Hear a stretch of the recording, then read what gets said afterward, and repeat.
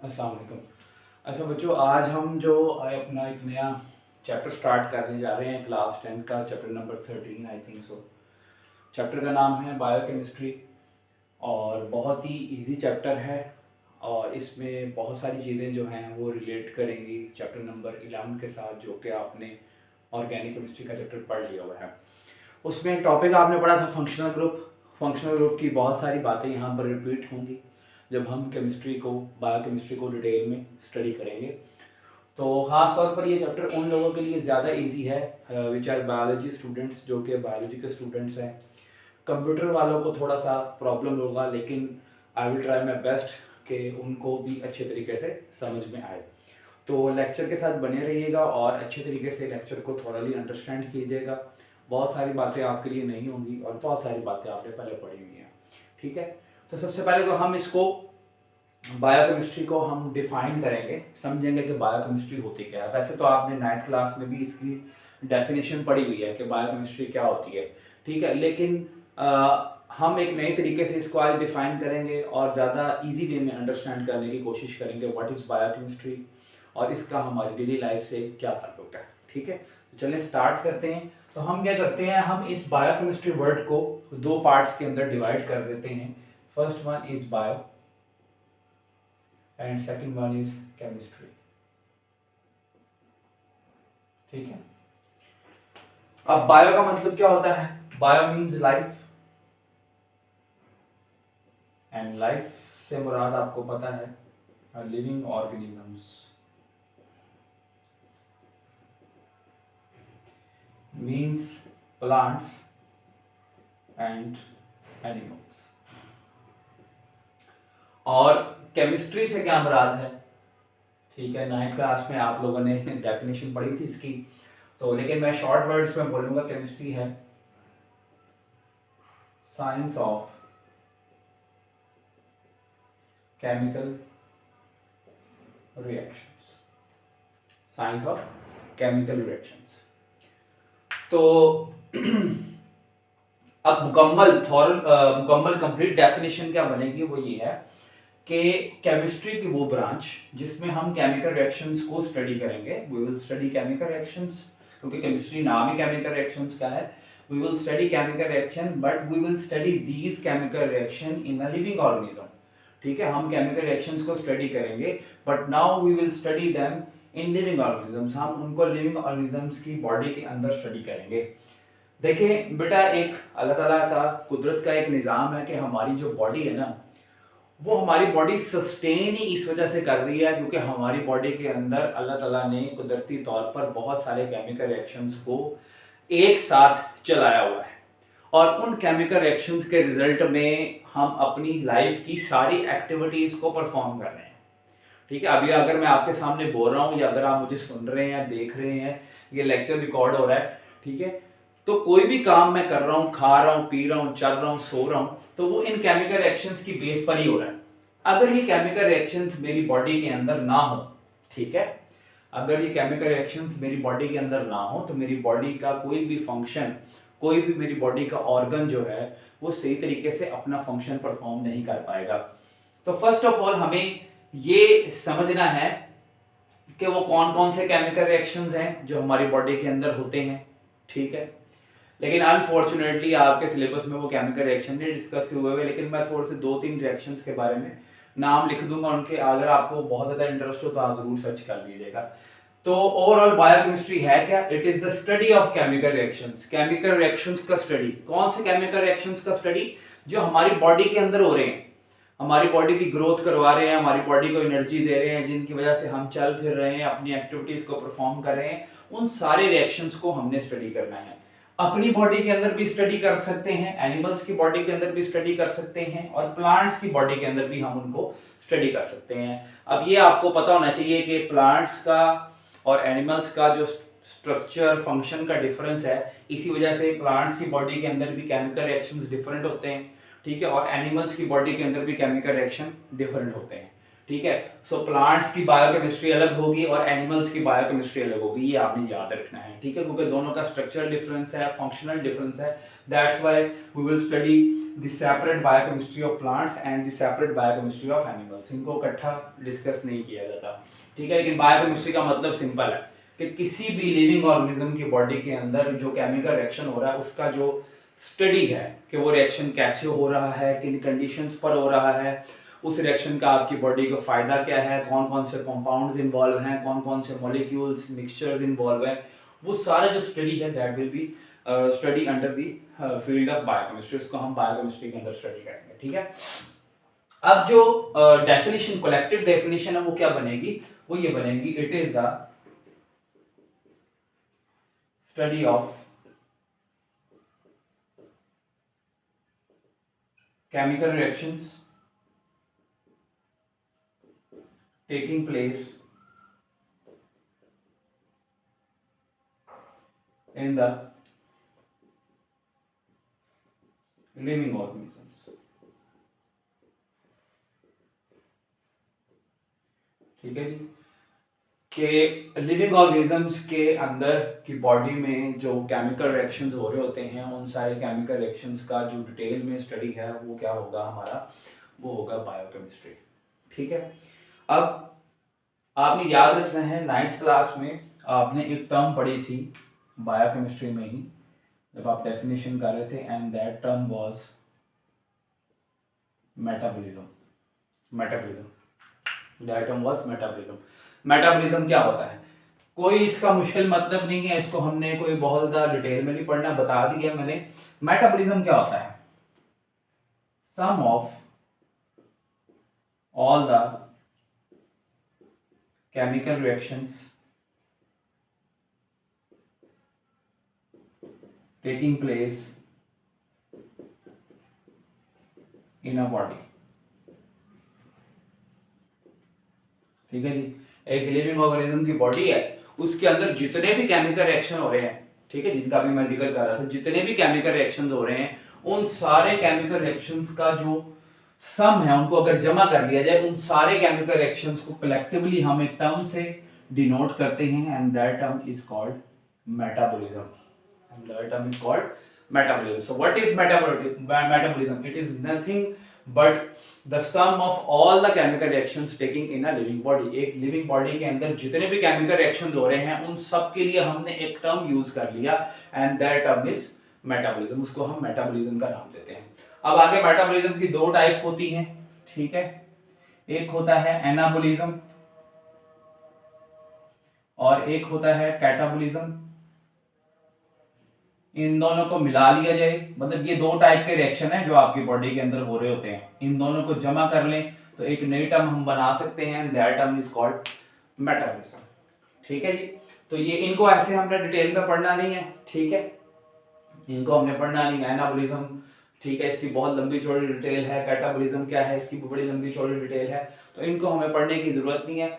फिलहाल हमें जो टर्म पता होनी चाहिए वो क्या है, मेटाबॉलिज्म। जब भी हम बॉडी के केमिकल रिएक्शंस की बात करेंगे we will use this terminology which is called metabolism. Metabolism का मतलब क्या कि बॉडी के अंदर जो रिएक्शंस हो रहे हैं वो कौन कौन से हो रहे हैं, उन सबको अगर जमा कर लिया जाए so we will denote a term, we will introduce a term which is called metabolism, जिसको हम मेटाबॉलिज्म बोलते हैं। सो आप ये भी कह सकते हो biochemistry is what, biochemistry is the study of metabolism. Biochemistry क्या है जी, स्टडी ऑफ मेटाबॉलिज्म, ठीक है। तो आप इसको नोट कर लें, अगर किसी ने स्क्रीनशॉट ले रहा है तो वो ले लें, तो फिर हम आगे चलते हैं। चलिए, तो आगे अब हम स्टार्ट करते हैं, मजीद इसको डिटेल में पढ़ते हैं कि जी बायोकेमिस्ट्री है क्या और क्या क्या हमने इसमें पढ़ना है, ठीक है। तो बेटा देखिए, जैसे हमने अभी बात की है कि बायोकेमिस्ट्री का मतलब क्या है, study of reactions in the body, तो मेटाबॉलिज्म का स्टडी है। तो कोई भी बेटा रिएक्शन है ना आपके पास, एनी रिएक्शन, चाहे वो हम इन जनरल बात करें, चाहे वो बॉडी के अंदर हो रहा है चाहे वो बॉडी के बाहर हो रहा है, इसके दो कंपोनेंट्स होते हैं, ठीक है। बल्कि आप कह लो 3 कंपोनेंट्स होते हैं, रिएक्टेंट्स, ठीक है जी, सेकेंड वन इज प्रोडक्ट्स। अब आप तीसरा सोच रहे होंगे, तीसरा क्या है? तीसरा वो कंडीशंस हैं, कंडीशंस जिनके वजह से, जिनकी बिना पर रिएक्शन हो रहा होता है, ठीक है। कोई भी रिएक्शन है ना, वो एक खास कंडीशन पर होगा, कोई खास टेम्परेचर पर होता है, खास प्रेशर पर होता है, ठीक है। बाद रिएक्शंस में आपको कैटलिस्ट की जरूरत होती है, ठीक है। तो हर रिएक्शन की कुछ ना कुछ कंडीशंस होती हैं जिन पर वो रिएक्शन होता है। तो कोई भी रिएक्शन है उसके 3 हिस्से होते हैं। The most important part is reactant, the second important part is products, and the third important part is conditions through which a reaction will be carried out. कि जो रिएक्शन जिन कंडीशंस पर होगा, जिन शर्तों पर होगा, वो कंडीशंस भी हमने लाजमी पढ़नी होती हैं और उनको रिएक्शन में लिखना भी होता है, ठीक है। तो रिएक्टेंट्स, अब जो रिएक्टेंट्स हैं इनको मैं अब इसकी डिटेल में बैकग्राउंड में तो नहीं जाऊंगा, आप सबको पता होगा रिएक्टेंट्स क्या होते हैं। कोई भी ऐसा केमिकल सब्सटेंस, ठीक है, जो आपस में रिएक्ट कर रहा है और अपना वजूद खत्म कर रहा है और एक नई चीज के अंदर चेंज हो रहा है, जिनको हम क्या बोलते हैं? प्रोडक्ट्स। तो इसकी डिटेल में नहीं मैं जा रहा, लेकिन हाँ, मेटाबॉलिज्म यानी कि जो रिएक्शंस हमारी बॉडी के अंदर हो रहे होते हैं, ठीक है, उनमें भी क्या इन्वॉल्व होंगे? रिएक्टेंट्स इन्वॉल्व होंगे। उनकी क्या होंगी? प्रॉपर कंडीशन होंगी, और उनके रिजल्ट में, रिएक्शन के रिजल्ट में क्या बनेंगे? प्रोडक्ट्स वो बनेंगे, ठीक है। लेकिन आपने याद रखना है, इन केस ऑफ मेटाबॉलिज्म जो रिएक्टेंट्स प्रोडक्ट्स के अंदर चेंज होते हैं, these reactants are called as biomolecules. उनको क्या बोलते हैं? बायोमोलिक्यूल्स बोलते हैं, ठीक है। यानी कि मेटाबॉलिज्म के अंदर जो रिएक्टेंट्स इन्वॉल्व होते हैं, उन रिएक्टेंट्स को हम क्या बोलते हैं? बायोमोलिक्यूल्स बोलते हैं, ठीक है। I am again repeating, the reactants which are involved in a metabolic reaction, in a metabolism, उन रिएक्टेंट्स को हम क्या बोलते हैं? बायोमोलिक्यूल्स बोलते हैं, ठीक है। और जो प्रोडक्ट्स बनेंगे, ठीक है, वो प्रोडक्ट्स, जाहिर बात है, वो डिफरेंट किस्म के प्रोडक्ट्स बनेंगे, वो भी बायोमोलिक्यूल्स ही होंगे, क्योंकि ये जो प्रोडक्ट्स बनेंगे ना, ये इनसे बनेंगे ये नए जो प्रोडक्ट्स बनेंगे ये भी बायोमोलिक्यूल्स ही हैं, क्योंकि ये आपकी बॉडी की ग्रोथ करवाएंगे, ठीक है। ये आपकी बॉडी की ग्रोथ करवाएंगे, आपकी बॉडी की जो है ना वो मसल बिल्डिंग करेंगे, ठीक है, आपको एनर्जेटिक बना देंगे, ठीक है। और जैसे वक्त गुजरने के साथ साथ आवाज भारी होती है, ठीक है, इंसान की, ठीक है। तो बहुत सारे जो फंक्शंस हैं इन प्रोडक्ट्स के थ्रू ही होते हैं, और ये भी बायोमोलिक्यूल्स ही होते हैं हमारी बॉडी में, ठीक है। तो रिएक्टेंट्स भी बायोमोलिक्यूल्स हैं और प्रोडक्ट्स भी बायोमोलिक्यूल्स हैं, ठीक है। अब ये जो बायोमोलिक्यूल्स है ना बेटा, ये दो तरह के होते हैं। एक होते हैं माइक्रोमोलिक्यूल्स, और सेकंड कैटेगरी आती है मैक्रोमोलिक्यूल्स। दो कैटेगरीज के होते हैं बायोमोलिक्यूल्स, दो कैटेगरीज होते हैं, मैक्रोमोलिक्यूल्स और माइक्रोमोलिक्यूल्स। अब माइक्रोमोलिक्यूल्स क्या होते हैं? माइक्रो का मतलब होता है small in size, small in size, lower in wait,